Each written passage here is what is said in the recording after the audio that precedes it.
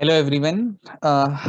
आपने अभी-अभी न्यूज़ देखी ही होगी कि सीबीएसई ने अनाउंस कर दिया, फाइनली अनाउंस कर दिया कि भई आपकी एग्ज़ाम जो है मई में होगी और प्रैक्टिकल एग्ज़ाम जो है वो आपकी मार्च में होगी या अप्रैल में होगी डिपेंडिंग। मार्च और अप्रैल के अंदर आपकी क्या होगी, depending on school practical exam होगी और मई में आपकी जो एक्सटर्नल एग्ज़ाम होती है, वो होगी। अब देखो इनिशियल थॉट्स जैसे ये न्यूज़ आई हम एक्सपेक्ट कर रहे थे कि अप्रैल में मे बी एग्जाम हो या मार्च एंड में हो but may it was shocking कि मई में एग्जाम हो रही है। इतना लेट कर दिया था। अब अच्छी बात है, चलो लेट कर दिया। मैं तो ऐसे कहूंगा कि भाई आपके लिए बहुत बड़ी अपॉर्चुनिटी है। यस, स्टूडेंट्स के लिए बहुत बहुत बड़ी अपॉर्चुनिटी है। जितने भी परसेंटेज आ रहे थे या आपके आने वाले थे, ऑलमोस्ट 10 to 15% आप अभी ज्यादा ला सकते हो। आपके पास एम्पल अमाउंट ऑफ टाइम है। कह रहे हैं ना, पुराने स्टूडेंट्स जो होंगे वो तो देख के जल रहे होंगे कि भाई सर हमारे पास इतना टाइम होता तो हम लोग कुछ और ही कर देते। अब आप लोगों के पास वो टाइम है। चाहे तो जो बच्चा 70 वाला था वो 85 90 भी इस बार ला सकता है। दो बेनिफिट्स हैं, प्लीज समझो तुम। टाइम भी ज्यादा है, कोर्स भी थोड़ा सा इन्होंने क्या किया है, कम किया। हाँ, पता है हमको, सिर्फ हल्का फुल्का कम किया बट थोड़ा बहुत कम तो किया है। थोड़ा बहुत उन्होंने क्या किया, डिक्रीज किया है। अब तुम्हारा प्लान डिस्कस करें उसके पहले मैं अपना प्लान बता देता हूँ। देखो, सीबीएसई के स्टूडेंट्स हो तो कोर्स हमारा ऑलमोस्ट फिनिश ही है।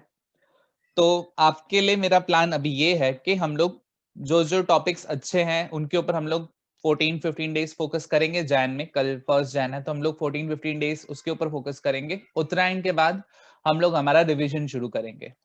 जैन के 15 दिन, फैब पूरा, ये 1.5 महीना हम लोग क्या करेंगे, रिवीजन के ऊपर फोकस करेंगे। मार्च और अप्रैल में आपके प्रैक्टिकल भी चल रहे होंगे। मार्च और अप्रैल में हम लोग यहाँ पे पेपर की प्रैक्टिस भी करेंगे। होपफुली तब तक गवर्नमेंट एटलीस्ट क्लासेस पे बुलाने की आपको परमिशन दे दे। तो ये तो मेरा प्लान है। 15 जैन तक यानी उत्तरायण तक हम लोग क्या करें, जो इंपॉर्टेंट टॉपिक्स है उनको एक बार अच्छे से गो थ्रू कर लें। जो छोटे मोटे टॉपिक्स बाकी हैं उनको देख ले। दूसरा आपका फोकस जो है, हमारा जो रिवीजन होगा जैन एंड और फैब, ये 2 महीने क्या होगा, हमारा रिवीजन के ऊपर फोकस होगा।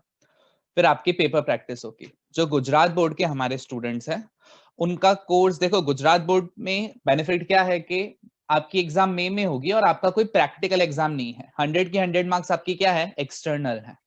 तो आपका कोर्स मैं एक्सपेक्ट कर रहा हूं, मैं जैन एंड तक या फैब के फर्स्ट वीक तक खत्म करूंगा।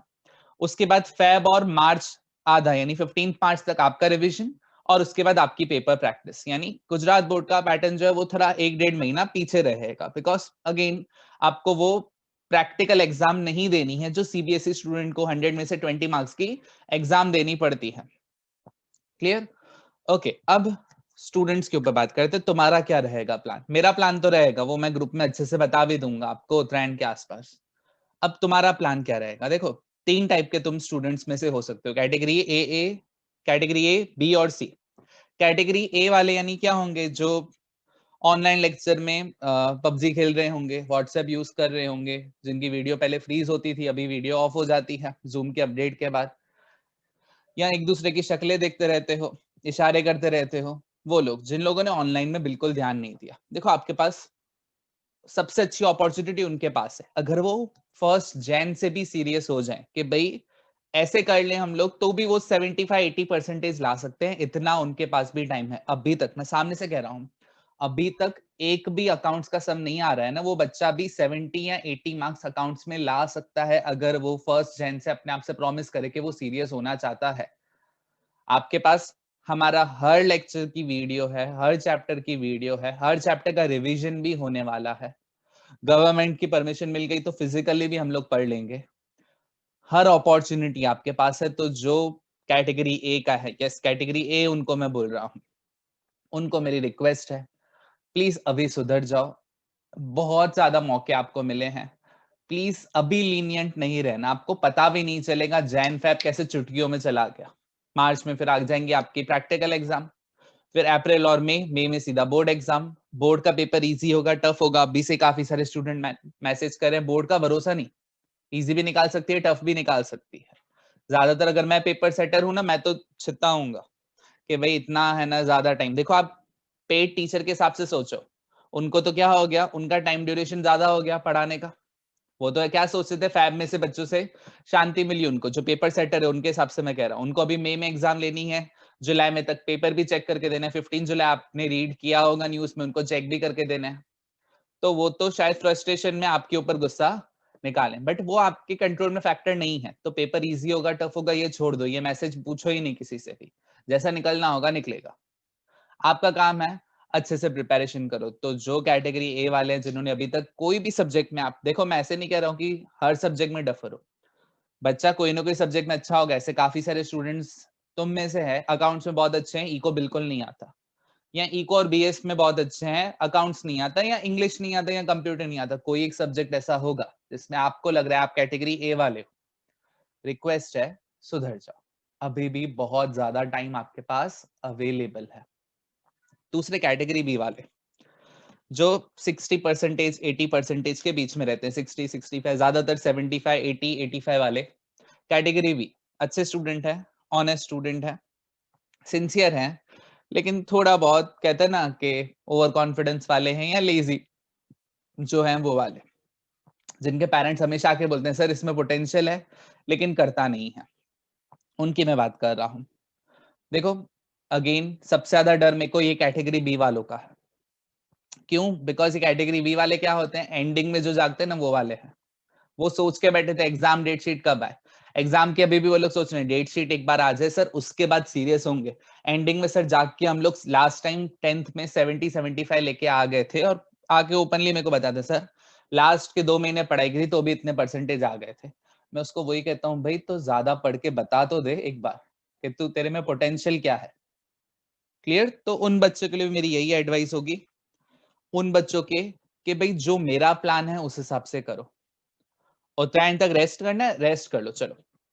जैन के 15 दिन आपको रेस्ट करने, मैं मुंह पे बोल रहा हूँ रेस्ट कर लो। पेरेंट्स बोले ना कि भाई विजय सर ने बोला है जाके रेस्ट करो, लेकिन उत्तरायण के बाद मई तक जो शेड्यूल चल रहा है उसमें पूरी जी जान लगा दो।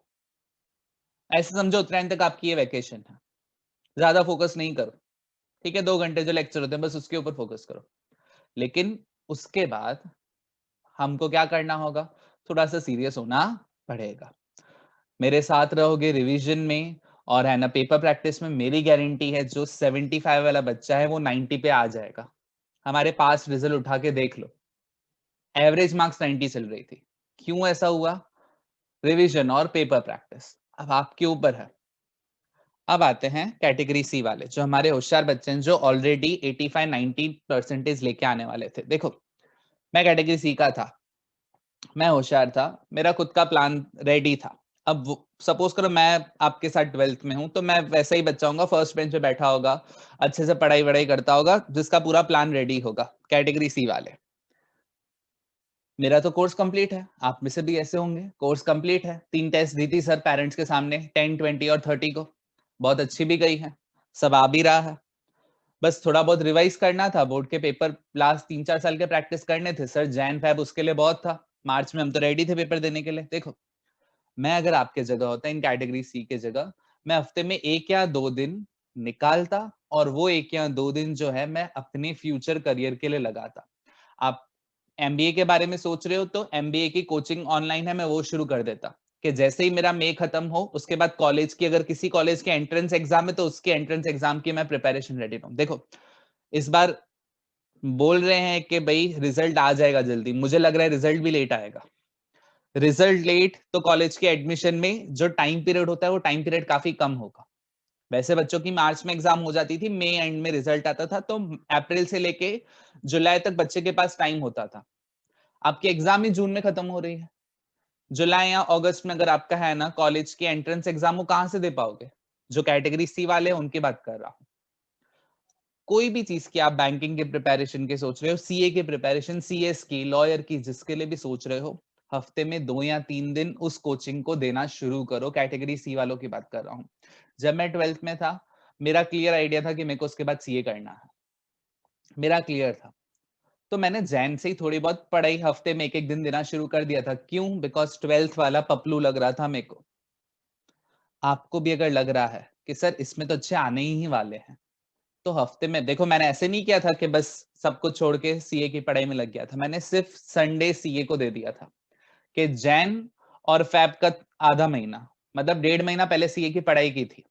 फिर फैब मिड से तो मेरी एग्जाम मार्च में हुई थी, तो फैब मिड और मार्च पूरा बोर्ड की पढ़ाई की थी। फिर जैसे ही मार्च में एग्जाम खत्म हुई, 2-3 दिन अपने आप को रेस्ट दिया, उसके बाद मैं अप्रैल से फिर से जुड़ गया था सीए में, और मई में मेरी सीए की एग्जाम थी।